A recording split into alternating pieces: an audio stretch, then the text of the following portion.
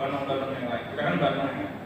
Lalu saya juga ingin sampaikan, izin Pak Saiful, Pak Ketua, kita ini udah 2022 dan sebagaimana yang diketahui juga saya sampaikan oleh ucapnya teman-teman Utara Timur Barat, ada agenda besar di 2024 yang mesti kita persiapkan dari sekarang. Ya kita sama-sama tahulah akan ada pemilu legislatif dan segala persiapan itu harus dimulai dari hari ini. Jadi saya minta pada teman-teman, ini kewajiban dan diskusi dari DKW kepada seluruh kader yang ada di Jakarta, termasuk Jakarta Selatan, harus punya kontribusi di pileg nanti. Entah sebagai caleg, entah sebagai tim sukses, entah sebagai timnya tim sukses. Pokoknya jangan sampai nggak ada kontribusinya. Bahkan kalau misalkan teman-teman punya niatan, ya kenapa enggak nyalek aja. Toh dalam hal ini di PKB kita mendorong anak-anak muda, mendorong orang-orang yang selama ini pengen punya aspirasi jangan sampai buat nyalek. Dan kemarin udah di launching di DPW bahwa yang namanya PKB ini insya Allah bukan hanya sekedar bagus secara kualitas, tapi juga berkah insya Allah. Karena kita bukan partai yang aneh-aneh tujuannya. Kita jelas, kita mau jaga Jakarta, kita mau jadikan masa depan Jakarta jauh lebih baik ke depan terus menerus.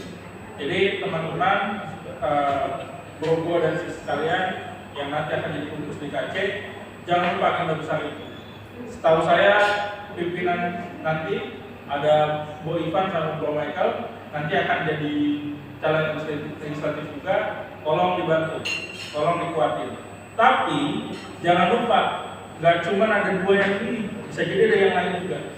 Lakukan tanggung jawab sesuai dengan proporsi, karena nanti saya rasa Bang Alam juga akan melakukan koordinasi dengan teman-teman juga.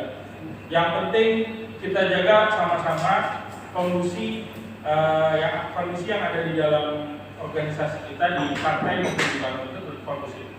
Dan saya minta khusus ini pada teman-teman Boykan dan Michael untuk dijaga kondusivitasnya. Biar ke depan bisa awet. Insya Allah ini kan 2022 sampai 2027. Jadi nggak akan sebentar ini lama, 5 tahun. Nah yang ketiga, dan ini saya sempat penting, kemarin juga udah keluar katanya uang dari DPP ya terkait dengan itu. Instruksi untuk pelaksanaan muscap. Alhamdulillah suratnya kemarin keluar, besoknya langsung ada muscap di Jakarta Selatan. Jadi luar biasa ini Jakarta.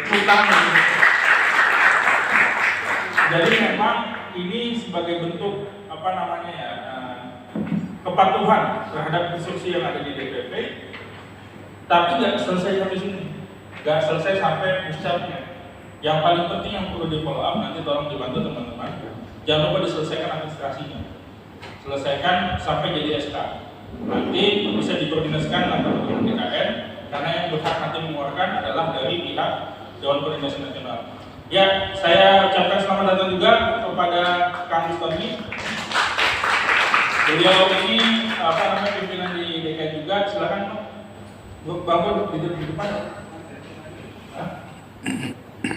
Kang Bustami Arifin ini salah satu senior yang luar biasa lah. Jadi kalau di surat instruksi hidup yang jadi kontak personnya Kang Bus. Jadi bukan yang lain-lain, langsung. Dan izin Kang Bus, suratnya keluar kemarin, jaksa langsung ada muscap ini. Jadi langsung clear. Jadi bisa dilapor nanti kalau untuk yang selatan aman. Dan mudah-mudahan sekali lagi ini jadi keberkahan buat teman-teman semua. Saya tutup dengan cerita sederhana. Kemarin juga saya sampaikan, tapi saya akan sampaikan ulang teman-teman. Jadi suatu ketika di dekat danau ada orang menghubung gitu. Ada anak kecil mau tenggelam, kelumpukan gitu.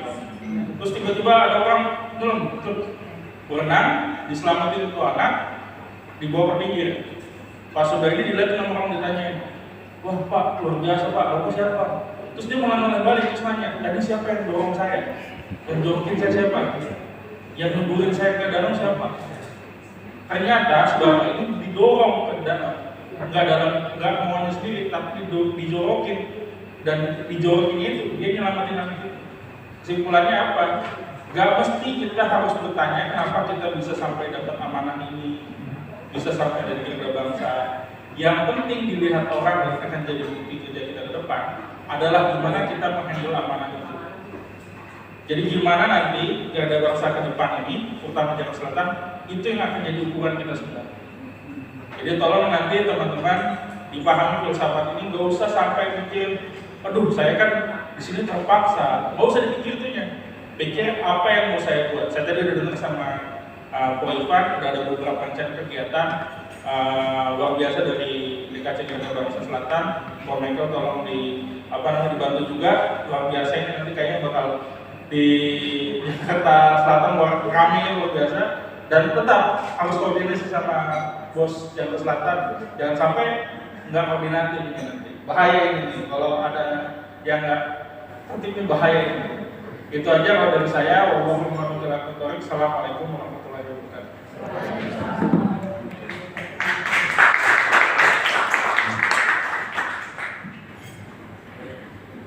Terima kasih pada Bro Adnan sambutannya.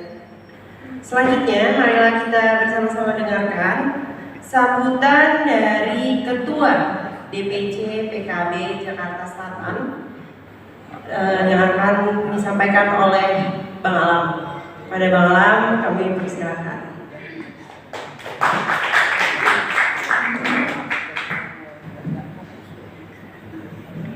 Assalamualaikum warahmatullahi wabarakatuh. Salam sejahtera untuk kita semua. Alhamdulillah wa syukurillah wa ni'matillah. Allahumma sholli ala sayyidina Muhammad. Yang saya hormati Kang Bustami, perwakilan dari DKN Garda Bangsa. Yang saya hormati Bro Adnan, Ketua DKW DKI Jakarta. Yang saya hormati Pak Sekretaris DPW Bang Fauzi, juga para bro-bro Jakarta Selatan, mobil khusus Bang Ivan yang telah menyiapkan, sama Bang Michael yang telah menyiapkan acara ini. Ini jujur aja dari Jakarta Selatan kita lepas dari PKB-nya. Bagaimana Bang Ivan dan Bang Michael ini bisa berkoordinasi, jangan netek terus sama saya gitu. Minta apa nih arahan-arahan gitu. Makanya udah langsung ke Bang Adnan, Bro Adnan, ayo langsung. Biar ada komunikasi gitu. Nah, kalau dari saya lagi, tektoknya kebanyakan nanti gitu. Nah, itu yang menjadi dasar. Yang saya hormati para sahabat-sahabat semua, para wartawan. Jakarta Selatan menargetkan minimal masing-masing dapil 2 kursi.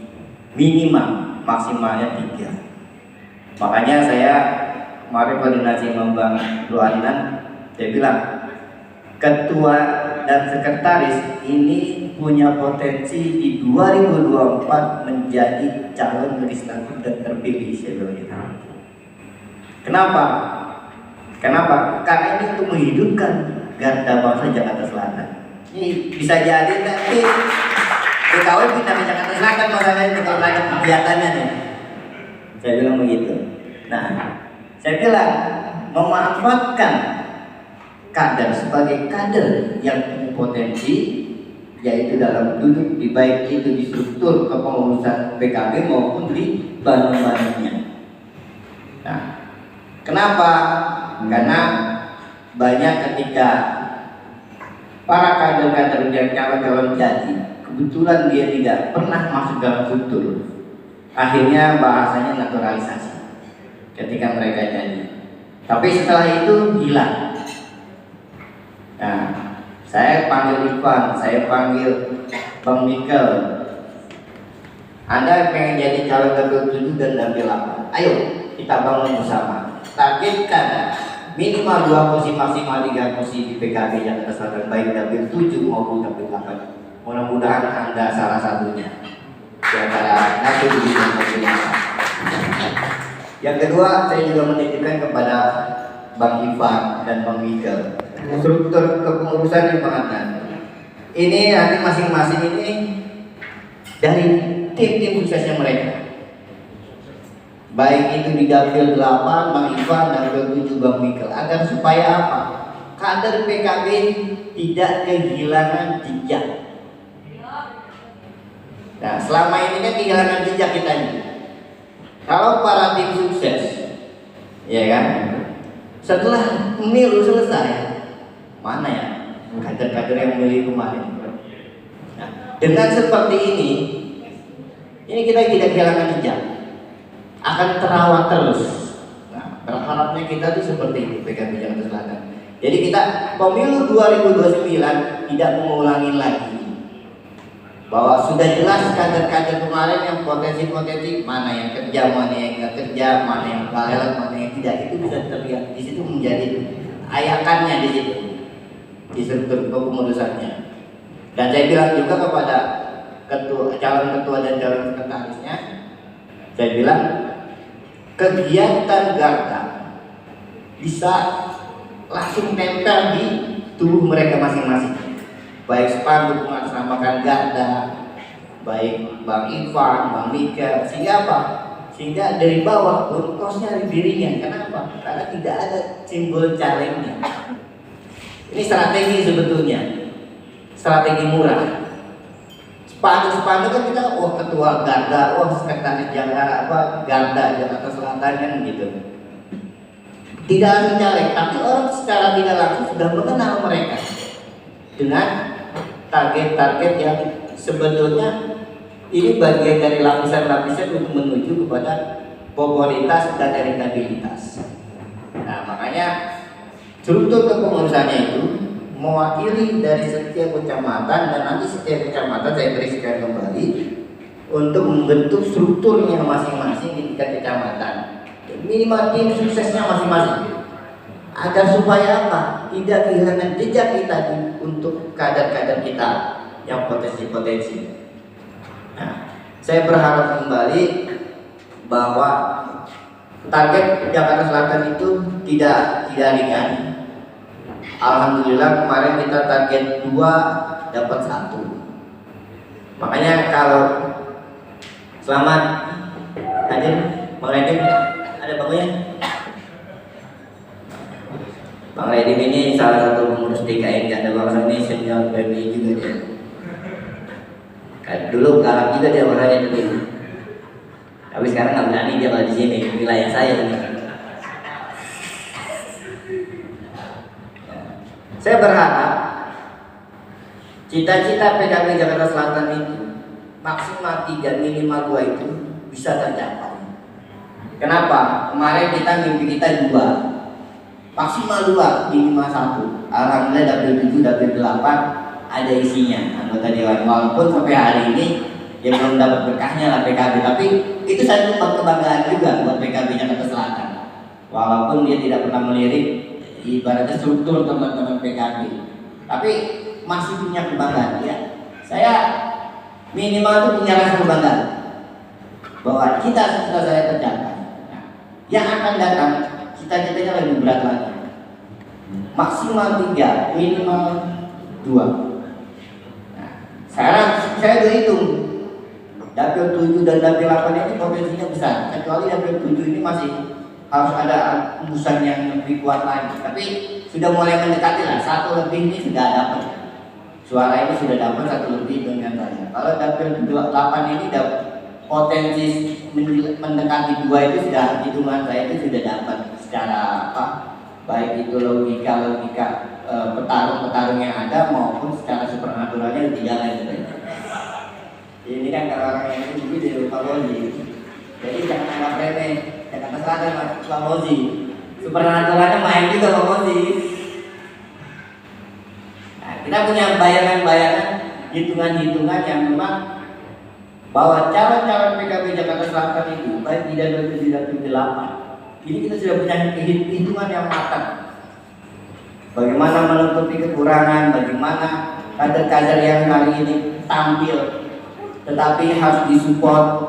Nah, ini kita lihat ini potensinya, keluarganya besar atau tidak, potensinya jaringannya punya atau tidak, kemarin seperti apa.